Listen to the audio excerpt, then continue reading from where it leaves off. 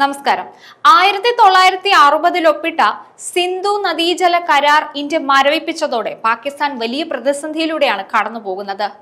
ഇരു രാജ്യങ്ങൾക്കുമിടയിലെ ഏറ്റവും വലിയ സൗഹൃദ പാലമായി നിലനിന്നിരുന്ന ഈ കരാറിനുമേലുള്ള ഇന്ത്യയുടെ ഈ കടുത്ത നിലപാട് പാകിസ്ഥാനിലെ കാർഷിക മേഖലയുടെ നട്ടെല്ലൊടിക്കുന്ന നീക്കമാണ്. കശ്മീരിലെ പഹൽഗാം ആക്രമണം പോലുള്ള ഭീകര പ്രവർത്തനങ്ങൾക്ക് പാക് മണ്ണിൽ നിന്ന് ലഭിക്കുന്ന പിന്തുണ തുടരുമ്പോൾ ജലം പങ്കുവെക്കുന്നതിൽ മാത്രം എന്തിന് സഹകരണം തുടരണമെന്ന ഇന്ത്യയുടെ ചോദ്യം പ്രസക്തമാണ്. ഒരു വശത്ത് ജലത്തിനായി ലോകബാങ്കിന്റെയും അന്താരാഷ്ട്ര സമൂഹത്തിന്റെയും സഹായം തേടുന്ന പാകിസ്ഥാൻ, മറുവശത്ത് ഭീകരവാദത്തിനെതിരെ നടപടിയെടുക്കാൻ വിമുഖത കാട്ടുന്നു. 65 വർഷത്തെ ചരിത്രമുള്ള സിന്ധു നദീജല കരാർ ഇന്ത്യ മരവിപ്പിച്ചത് ഒരു സുപ്രധാന നീക്കമായിരുന്നു. ലോകരാജ്യങ്ങൾക്കിടയിൽ സഹകരണത്തിന്റെ മാതൃകയായി കണക്കാക്കിയിരുന്ന ഈ കരാറിൽ നിന്നുള്ള ഇന്ത്യയുടെ കടുത്ത നീക്കം പാകിസ്ഥാന്റെ കാർഷിക സമ്പദ് വ്യവസ്ഥയുടെ അടിത്തറ ഇളക്കി. ഒരു വശത്ത് കരാർ പ്രകാരമുള്ള ജലത്തിന്റെ അവകാശം ഉറക്കെ ആവശ്യപ്പെടുന്ന പാകിസ്ഥാൻ, മറുവശത്ത് ഭീകരവാദികളെ പ്രോത്സാഹിപ്പിക്കുകയും ഇന്ത്യയുടെ സുരക്ഷയ്ക്ക് ഭീഷണിയാവുകയും ചെയ്യുന്നു. ഭീകരതയെ പോറ്റി വളർത്തുന്ന ഒരു രാഷ്ട്രത്തിന് എങ്ങനെയാണ് ഒരു സൗഹൃദ കരാറിലെ ആനുകൂല്യങ്ങൾ തുടർന്നും പ്രതീക്ഷിക്കാനാവുക? പാകിസ്ഥാനെ സംബന്ധിച്ച് ഈ കരാർ ജീവനാഡിയാണ്. രാജ്യത്തിന്റെ കാർഷിക മേഖലയ്ക്ക് ആവശ്യമായ ജലത്തിന്റെ 80% ഈ നദീ സമ്പ്രദായത്തെ ആശ്രയിച്ചാണ് നിലനിൽക്കുന്നത്. നിലവിൽ സിന്ധു നദിയിലെ പാകിസ്ഥാന്റെ അണക്കെട്ടുകൾക്ക് 30 ദിവസത്തെ ജലം മാത്രമേ സംഭരിക്കാൻ സാധിക്കൂ. സിന്ധു നദിയിലെ ഒഴുക്ക് ഇന്ത്യ തടയുകയോ ഗണ്യമായി കുറയ്ക്കുകയോ ചെയ്താൽ പാകിസ്ഥാനിലെ ജലസാന്ദ്രതയേറിയ സമതലങ്ങൾ കടുത്ത ജലക്ഷാമം നേരിടേണ്ടി വരും, പ്രത്യേകിച്ച് ശൈത്യകാലത്തും വേനൽക്കാലത്തും. രാജ്യത്തെ ജലസേചന കൃഷിയുടെ നട്ടെല്ലാണ് ഈ കരാർ. ഇൻസ്റ്റിറ്റ്യൂട്ട് ഫോർ എക്കണോമിക്സ് ആൻഡ് പീസിന്റെ 2025 പരിസ്ഥിതി ആഘാത റിപ്പോർട്ടിൽ ഇതിനെക്കുറിച്ചെല്ലാം പറയുന്നുണ്ട്. നദികളുടെ ഒഴുക്ക് പൂർണ്ണമായി തടയാൻ പരിമിതികളുണ്ടെങ്കിലും ചെറിയ തടസ്സങ്ങൾ പോലും പാകിസ്ഥാന്റെ കാർഷിക മേഖലയിൽ വിനാശകരമായ പ്രത്യാഘാതങ്ങൾ ഉണ്ടാകുമെന്ന് റിപ്പോർട്ടിൽ സൂചിപ്പിക്കുന്നു.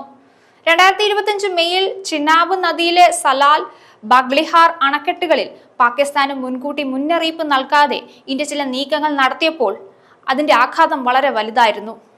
പിന്നീട് ഇന്ത്യ അണക്കെട്ട് അടച്ചപ്പോൾ പാകിസ്ഥാനിലെ പഞ്ചാബിലുള്ള ചിനാബ് നദിയുടെ പല ഭാഗങ്ങളും ദിവസങ്ങളോളം വറ്റിവരേണ്ടതായും പിന്നീട് അണക്കെട്ട് വീണ്ടും തുറന്നപ്പോൾ വെള്ളത്തോടൊപ്പം ചെളിയും പ്രവഹിക്കുകയായിരുന്നു.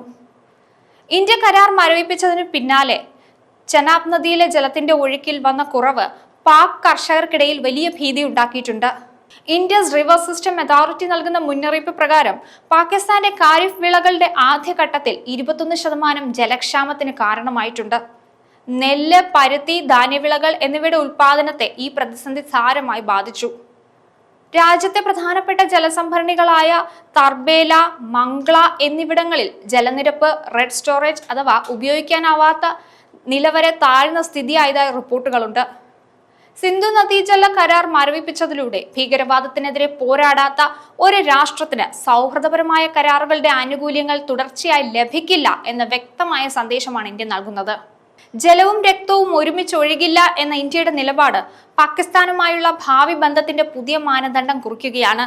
ഇന്ത്യയുടെ ഒരു സുപ്രധാന നീക്കം വെറും നയതന്ത്രപരമായ ഒരു മറുപടി മാത്രമല്ല, പാകിസ്ഥാനിലെ ഭരണകൂടത്തിന് നൽകുന്ന ശക്തമായ രാഷ്ട്രീയ മുന്നറിയിപ്പ് കൂടിയാണ്.